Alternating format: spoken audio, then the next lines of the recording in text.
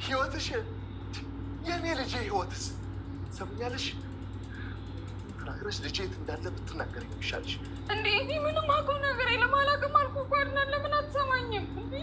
ሮቤል ያለው ትናገሪ እንደሆነ ነው ትናገሪ። ሮቤል ማነው ያለቀው? በጭራሽ ሮቤል የሚባል ሰው አላውቅም በህይወቴ። ወይ አድናን ረፍት አድርግ። እኔ ራሴ ደርሼ ነው። እንዴት ረፍት አደርጋለሁ? ልጃችን እኮ በእጃችን ላይ የለም። እኔ እጄ ልጃችን አመጣዋለሁ። እርግጠኛ ነኝ ደግሞ ቃል እገባልሻለሁ። ብቻህንማ አትሄድም አድናን። በኋላ አንተንስ ቢገልብኝ ደግሞ ለእኔ አትጨነቅ። ሉሃና ሮቤል እኮ ነኝ፣ ምንም አያደርገኝም። ሮቤል እንደምታውቂው ደፋርነት ብቻ ሳይሆን ፈሪነትን ጭምር አለበት አይደለ?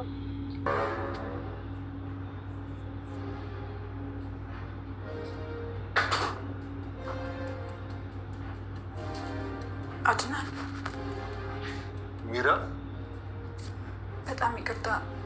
እምሄድበት ስላጣሁ ነው የመጣሁት። ከእስር ቤት ሲለቁኝ እምገባበት ቤት ግራ ገባኝ። እንዴት አንቺ ከእስር ቤት ወጣሽ?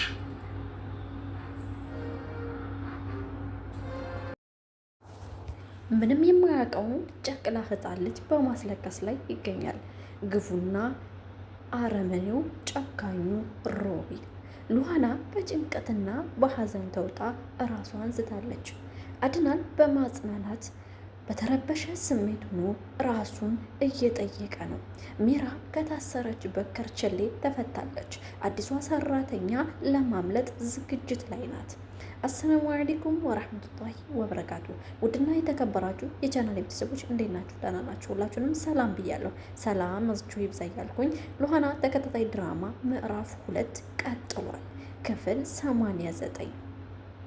ሉሃና ልጇን ካጣች በኋላ ሰላሟን ተነስታ እንቅልፍ አይወስዳትም። ለከቄን ማልቀስ ነው ስራዋ። እንዲሁም አድናን ተረብሿል። የበለጠ ደግሞ ያስጨነቀው ከልጁ መጥፋት በላይ የሚስቱ እንደዚህ መሆን ነው። እሷን ያጽናናል፣ ስለ ልጁ ይጨነቃል። ሰራተኛዋን ወጣ ገባ እያለ ይከታተላል። ሌላ ዱብዳ ደግሞ ተጨመረለት። ሚራ ከእስር ቤት ተፈታ ወደ ቤቱ ጎራ ብላለች። በሩን ከፈት በማድረግ ሚራ እንዴት ልትፈች ቻልሽ እያለ ጥያቄ በመጠየቅ ላይ ይገኛል። እንደተለመደው ሮቤል ልጁን ይዞት ሂዷል።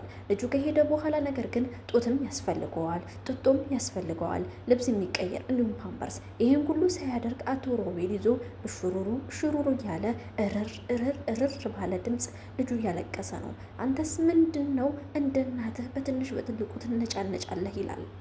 ሰራተኛዋ ልጁን መንከባከብ ስላለባት በድብቅ ወደ ሮቤል ቤት ልታመራ ነው። ስልክ ደውላ ከዚህ በኋላ ሉሃና ራሷን ስታለች፣ አድናንም ደግሞ በጭንቀት አልቋል። ስለዚህ ከነሱ ቤት ወጥቼ ወደ አንተ ጋር መምጣት አለብኝ ብላ ዝግጅቷን ከጨረሰች በኋላ ወደ በር ጉድ እያለች ምንም ሰው እንደሌለ ኋላ ግራዋን ቀኝና ግራዋን እያጣራች ወደፊት መራመድ ቀጥላለች። አድናን ከዚህ መጣ ከዚህ መጣ ሳይባል ከመኝታ ቤት ሲወጣ ከቸፍ ብሎ እንቅ ያደረጋት አድናን ምን ልትሰሪ ነው? ምን ፈልገሽ ነው? የት ነው የምትሄጂው? በማለት በማፋጠጥ ጠየቃት። እኔ ፈራሁኝ፣ ተጨንቄያለሁኝ፣ ከዚህ ቤት መውጣት አለብኝ፣ ነፍሴ ፈርታለች፣ ስለዚህ በቃ ተወኝ፣ መሄድ እችላለሁኝ ምናምን እያለች መለመን ቀጠለች። የት አባሽ ነው የምትሄጂው? የኔ ልጅ ጠፍቶ አንቺ ምን አባሽ ነው የምታረጊው? አንቺ ህይወት ያለሽ የኔ ልጅ ህይወትስ የት ነው ያለው? ምንም ያልሰራሽው ነገር ካለ መጥፋት ምን አስፈለገ? መርበትበትስ ምን አስፈለገ? በፍጥጫ በፖሊስ ጥያቄ አፋጧታል። ነገሩ ወደዚህ ነው። ያስጠፋችሁም ቤቱንም የጠቁመችውም ልጁንም ደግሞ ያለበትን የምታውቀው ሰራተኛ ከዚህ በኋላ ግን ሚራ ስለመጣች እውነቱ እንደሚወጣ ምንም ጥርጥር የለውም። ሮቤል ራሱ ልጁን እንደወሰደው ከሱ ጋር እንዳለ ደውሎ ለገዛ ለእናት ልጅ ወንድሙ ለአድናን ገልጾለታል። በተደጋጋሚ የሚሳደበው ሮቤል፣ በተደጋጋሚ እኔ በላይ ነኝ የሚለው ሮቤል፣ በተደጋጋሚ እኔ ጋር ነው ድል ያለው አሸናፊ ነኝ የሚለው ሮቤል አሁንም በልክና በቁጭታ እብቅላችኋለሁ እያለ ራሱን ብቸኝነት አግልሎ ሉሃና የኔ ትሆናለች፣ ከሉሃና አንድ ልጅ እኔ የሚኖረኛል እያለ ብቀላ ይዟል። ምንም አይደለም እኮ አድናን ወንድሙን ስለሚፎካከር ብቻ ነው። ሴት ጠፍቶም አይደለም። ከምንም በላይ እንደዛ የምትሰፈልሰፍለት ሚራን ትቶ ነው ሉሃናን ካላገባ ብሎ እንዲሰጣ ገባ ውስጥ የሚገባው። ጉዳዩ ወደዚህ ነው። እስኪ እንመለስ ወደ ህፃኑ። ህፃኑ እርር እያለ እያለቀሰ ነው። ለአድናል በድምፁም አሰምቶታል። አድናልም የሰማውን ድምፅ ማመን ስላቃተው በጣም ተርበተበተ። ሉሃናም ራሷን ስታ መውደቋ በጣም አሳስቦታል። ከትንሽ ደቂቃ በኋላ ሉሃና ነቃች። ራሷን አጽናናት። በቃ ተኚ፣ እርፍ በይ፣ ልጅሽን ይዤልሽ እመጣለሁኝ። ሮቤል እኮ ደፋር አይደለም፣ ፍርሃት አለበት በማለት ተናገረ። ሮቤል ፍርሃት ቢኖርበትማ ኑሮ ሳራ እህቴን ባልገደለብኝ ነበር። ሳራ እህቴን አሳጣኝ። ደሞ አሁን አንድ ምስኪን ልጄን ምንም የማያውቀውን ሊያሳጣኝ ነው። እንዴት ነው ችዬ የምኖረው? እሺ እነሱን ስልስ ደግሞ አንተ ብቻህን ስትሄድ አንተንስ ቢገልህ? ከራሷ ጋር እየተጨናነቀች መልስ የሰጠችው ለአድናን ለውድ ባሏ ነበር። ባሏንም ትወደዋለች፣ ልጇንም ትወደዋለች። ነገር ግን ምን ማድረግ እንዳለባት ግራ ገብቷታል። ራሷን ስላመማት መኝታ ቤት ገብታ ቁጭ ብላ ታለቅሳለች። እህቴን ገደልክብኝ፣ እኔን የምታሳጣኝ ነው እያለች ራሷን ከጭንቀት ውስጥ ከታለች። አድናን ለመፈለግ ልጁን ወጥቷል። ጉድ በሉ፣ የት ቢፈለግ የት ይገኛል? ያውም ድፍን አዲስ አበባ ውስጥ ሰው ጠፍቶ እንዴ! አንድ ሰው እኮ ጠፋ ማለት እኮ አንድ ባህር አንድ ቢስማር መክተት ማለት ነው። ይህ ምን ልዩነት አለው? የሮቤል ክፋትና የአድናል መፈለግ። ሮቤል አሁንም ልጁን እያባበለ ቆሟል። ሰራተኛዋም ወደ ቤት እንድትመለስ ካስጠነቀቃት በኋላ አድናል አርፋ ቁጭ እንድትል አድርጓታል። አድናል ወጥቶ ሄዷል። ነገር ግን ከመውጣቱ በፊት ሚራ ከቸች ብላለች። በሩን ከፍታ ገብታለች። አድናን በጣም ይቅርታ፣ እኔ እኮ የምሄድበት ስላጣሁ ነው ከእስር ቤት ስፈታ አለች። ሚራ እንዴት ተፈታሽ ብሎ በመገረም በመርበትበት ጥያቄ ጠይቃት። አድናን ብላ መልስ ስላጣች ዝምታ ወስዳለች ሰራተኛዋ። ነገር ግን በማግመትመት አንቺ ነሽ ሚራ የምትባዩ ጥሩ ነገር ነው ያንቺ መፈታትማ ምናምን ብላ ራሷን በጉሞት ውስጥ ትገኛለች። ምክንያቱም ራሷን ከዚህ አደጋ ውስጥ ማውጣት ትፈልጋለች። እሷ ናት የከተተችው። ከዚህ ደግሞ ራሷን መጠበቅ ፈልሻ። በነገራችን ላይ የሆነ ችግር ሲፈጠር ሁሉም ሰው ራሱን ለማዳን ነው የሚሮጠው። ማንም አያግዝም። ስለዚህ ራሷ በጠነሰሰችው ችግር ደግሞ ራሷን መቀጣት ያለባት፣ ሌላ ሰው መቀጣት የለበትም። ስለዚህ ቅጣቷ ይገባታል። እንደውም ሚራ ተጸጽታ መመለሷ እኔ በጣም ነው የገረመኝ። የሚራ መመለስ ለሁላችን የሚገርመው። እንደዛ አረመኔ ነበረች ከሮቤል ጋር ተባብራ ስንት ነገር እንዳላደረገች ሳራን። አሁን ግን ወደ ራሷ ተመልሳ ከዚህ በኋላ እኔ ተመልሻለሁኝ፣ ለማንም ክፋት አላስብም። አንዳንዴ እኮ ህይወት ራሷ የምታስተምራችሁ ትምህርት አለ። አንዳንዴ ሰውን ተመለስ ብላችሁት አልመለስም ሲል ተውት፣ በቃ እርግፍ አድርጋችሁ። ምክንያቱም ራሱ ህይወት ቀጣ ስትመለሰው የተስተካከለ የሚሆን ያ ነው። ሰው ቀጦ የመለሰው ነገር ቀጣይነት የለውም፣ ይቋረጣል። ፈጣሪና ህይወት ራሱ ግን በደንብ አድርጋ የገረፈችው ሰው እንኳን ተመለስ ብለው አይመለስም። እና አንዳንዴ ህይወት ራሷ በራሷ ነገር የምታስተምራችሁ ነገር ይኖራል። የሚራ መመለስ በጣም ደስ የሚል ነው። ደስ ብሎናል እኛ ማለት ነው። ሚራ አሁንም ወደ ቤት ካቀናች በኋላ አድናልን በበጥጃ ጠይቀዋለች። አድናል ምን ሆነህ ነው? ፊትህ አመድ እኮ መስሏል። የተፈጠረ ነገር አለ ወይ? ንገረኝ እስኪ፣ ችግሩን እንፈተዋለን በጋራ። አንተ ብቻ አይደለህም፣ ይቺ ልጅ እንኳን ትንቀጠቀጣለች፣ ትርበተበታለች። ችግሩ ምንድን ነው ብላ ጠይቃለች። አድናል ምንም የተፈጠረ ችግር የለም፣ ገብተሽ ወደ ውስጥ ራፊ ብሎ ትንሽ ከተነጋገሩ በኋላ አድናል እውነቱን ልትነግረኝ ትችላለህ ብላ ምርር አድርጋ ስትጠይቀው ሚራ በማለት ትንፋሽ በመውሰድ ቆረጥ ባለ ድምፅ ሚራ ያጨካኝ ሮቤል እኮ ልጄን መጥቶ ወሰደብኝ ከመኝታ ክላስ ብሎ ተናገረ። ሚራ በጣም ደነገጠች። ሮቤል አሁንም አልተመለሰም ከዛ ከስተቱ ከዛ ከጥፋቱ። ምን አይነት ጨካኝ ነው? አውቃለሁ ሮቤል ጨካኝ መሆኑን እያለች ራሷን ጨብጣ ቀረች። እና ወዴት ልትሄድ ነው? ተከትዬ ልሄድ አለች። አድናልም ተከትለሽኝ አትሄጂም? እንዳውስ ግቢና ውድ ባለቤቴን ሉሃናን አጽናኛት፣ አሟታል፣ ደክሟታል፣ ከጎኗ ሁኝላት ብሎ ሚራን ተሰናበታት። አድናል ቤቱን ለቆ ወጣ። ሚራ ወደ ሉሃና ክላስ ልታመራ ብላ ክላሱን ስላላወቀችው ወደ ኪችን አመራች።